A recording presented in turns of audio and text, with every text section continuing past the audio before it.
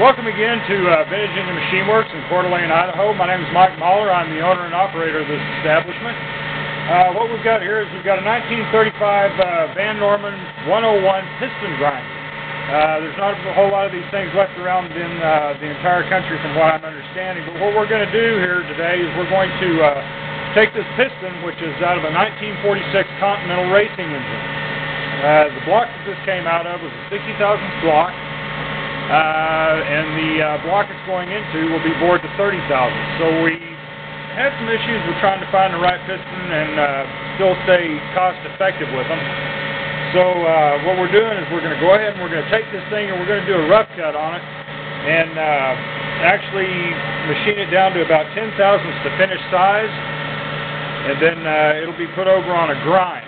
But what we're going to do here is we're going to go ahead and set this up in the machine, and we're going to go ahead and we're going to do a cut across this and just see how it does.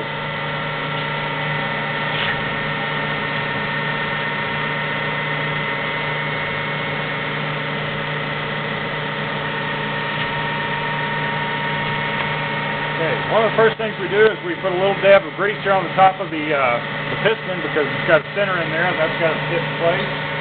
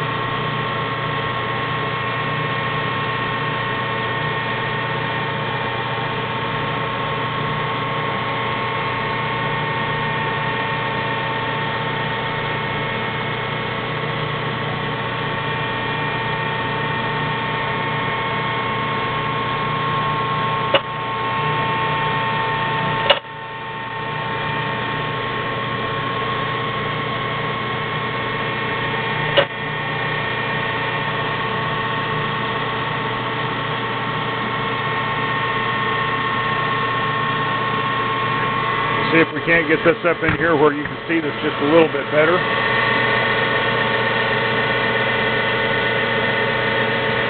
You can see across here where it's starting to machine it down just a little touch right here. What that'll do is that'll continue all the way across until we get here right below the rings. Now at the rings we've got there's an actual reduction at the rings, and that keeps those rings where they've got enough clearance where they're able to work back and forth and still be able to get some lubrication down in there, and also a good place to build up carbon at. Once it gets down here to just right above the rings, it'll quit cutting, and that's where we'll shut the machine off at.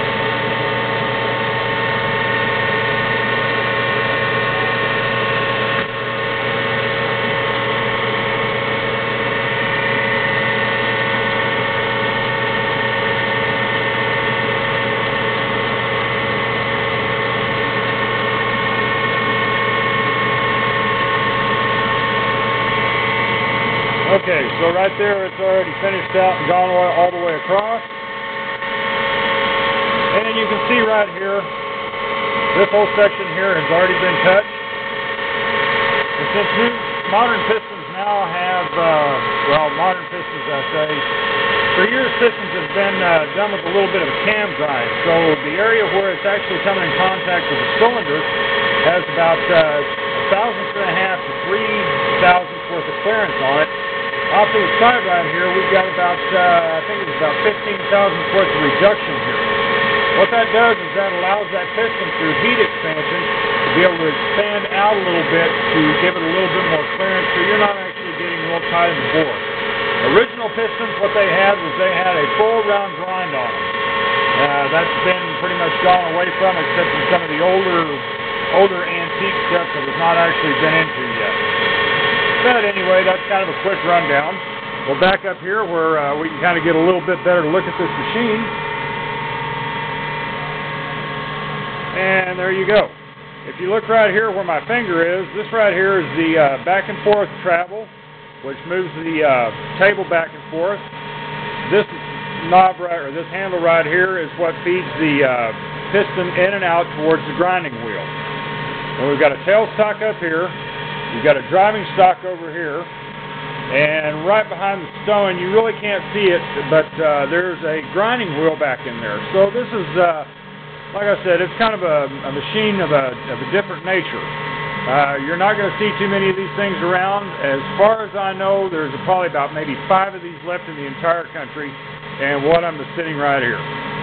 Anyway, from Vintage Engine Machine Works in Coeur d'Alene, Idaho, this is Mike Muller. You have a nice day.